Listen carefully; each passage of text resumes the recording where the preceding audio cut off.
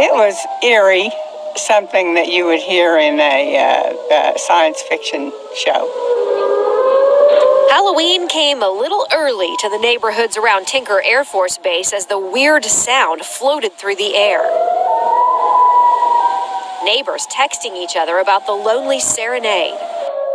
I said, well, it's either a malfunction, God calling us home, or aliens.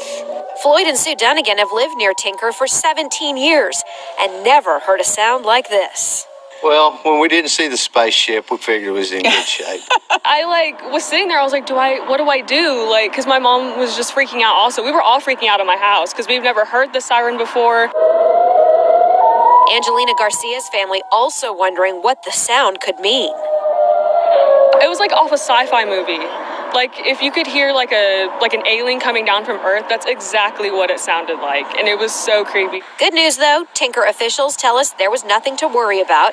They say the alarm came from a pole in the 38th Cyberspace Engineering Installation Group at the base. A controller card in the master board malfunctioned.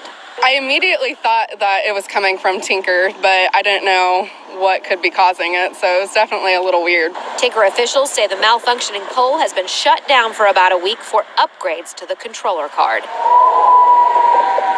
In Midwest City, Sarah Stewart, Oklahoma's